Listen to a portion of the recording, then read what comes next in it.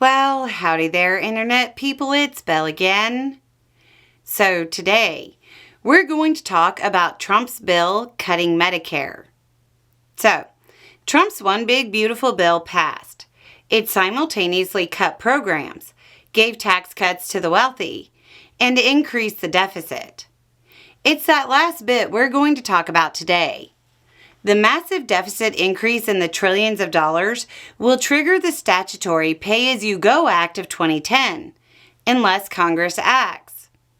The Pay-As-You-Go Act was passed to, stop massive deficit spending. But Congress can't create a law Congress can't undo or exempt, which is what normally happens. They normally exempt their massive deficit spending packages. However, that didn't happen with the one big, beautifully bloated budget bill. That oversight could shape up to be a big issue. The Congressional Budget Office, which is the nonpartisan scorekeeper of Congress, said on Friday that unless action is taken, Trump's signature budget bill will cut Medicare by about $500 billion automatically. I'm going to say that again, because somebody is going to misunderstand.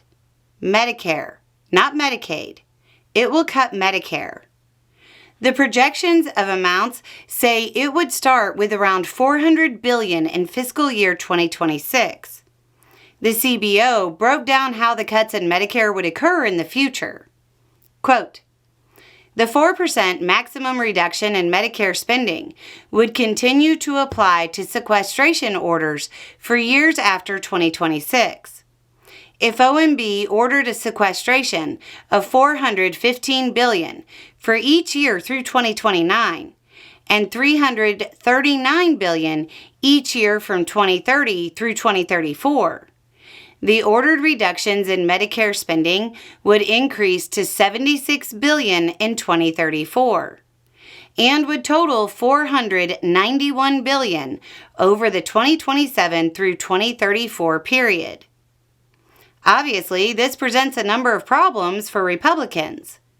Democratic Representative Brendan F. Boyle, who is the party's top member on the Budget Committee, said, quote, Republicans knew their tax breaks for billionaires would force over $500 billion in Medicare cuts, and they did it anyway.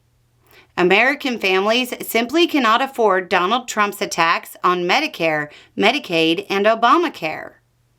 Now, realistically, this is a relatively easy fix for Republicans. They can pass an exemption and simply make the Pay-As-You-Go Act not apply to this.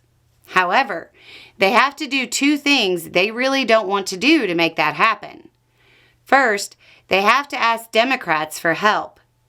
They won't be able to exempt the legislation on their own. They need the Democratic Party's help. Even though some Democrats are starting to play hardball, it's unlikely they're willing to let the Republicans cut Medicare in this way and suffer the blowback. There's a growing feeling that Republicans actually intended this cut, but wanted to act like it was an oversight. The Congressional Budget Office report foils that plan, if it was one. So the GOP needs help. The other thing they have to do is admit that Trump's package is a giant deficit and debt fiasco. The Pay-As-You-Go Act is only triggered by things that aren't deficit neutral. So, expect this to become a big topic over the next week. Because while the Democrats are unlikely to let Republicans cut Medicare in this way and hurt America's seniors like this, they have some leverage here. Anyway, it's just a thought. Y'all have a good day.